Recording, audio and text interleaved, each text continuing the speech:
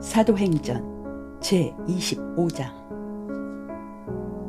베스도는 새로 총독이 된 지 사흘 뒤에 가이사라에서 예루살렘으로 갔다. 대제사장들과 유대 지도자들은 곧 베스도에게 면회를 청하여 바울의 이야기를 들고 나왔다. 그들은 바울을 당장 예루살렘으로 보내달라고 요구하였다. 그들은 도중에 잠복해 있다가 그를 죽일 계획이었다. 그러나 베스도는 바울이 가이사랴에 감금되어 있고 자기도 곧 돌아갈 것이니 바울을 고발하려거든 그만한 위치에 있는 사람이 자기와 같이 가서 그곳에서 재판을 하도록 하라고 말하였다. 여드레인지 열흘인지 지나고 나서 가이사랴로 돌아간 베스도는 그 다음 날로 바울에 대한 재판을 열었다.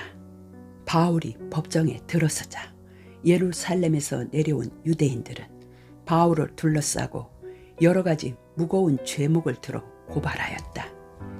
그러나 그들은 어느 하나도 증거를 대지는 못하였다. 바울이 항변하였다. 나는 유대인의 율법을 어긴 일도 성전을 더럽힌 일도 없고 로마 정부에 반역한 일도 없습니다. 그러자 베스도는 유대인의 환심을 사려고 바울에게 예루살렘에 올라가 내 앞에서 재판받을 생각은 없소? 하고 물었다. 바울이 대답하였다. 싫습니다. 나는 로마 황제에게 상소할 것을 요구합니다. 내가 무죄하다는 것은 총독 각하께서도 잘 알고 계실 것입니다.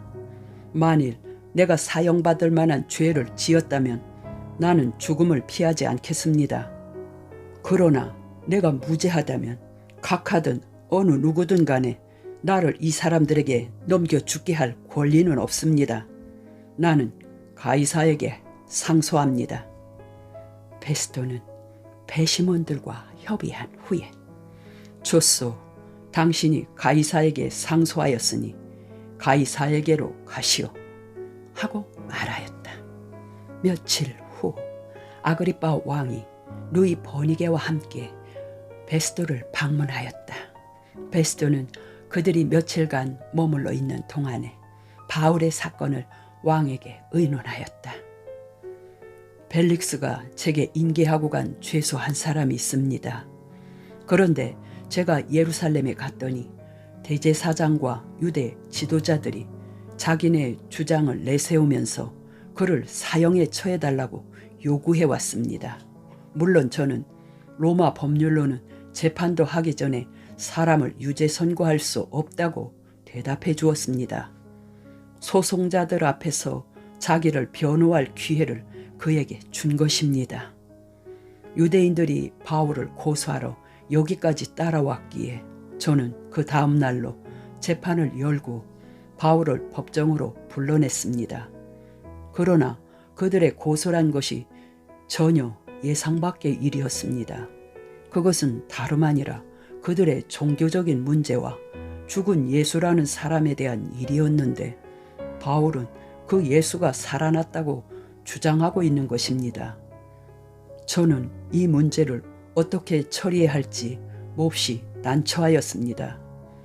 그래서 예루살렘에 가서 재판받을 생각이 없느냐고 물었더니 바울은 가이사에게 상소를 했습니다. 그래서 저는 황제에게 보낼 준비가 될 때까지 그를 다시 감옥에 가두어두라고 명령해 놓았습니다.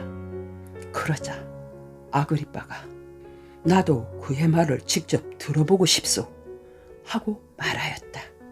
베스도가 대답하였다. 그럼 내일 들어보십시오.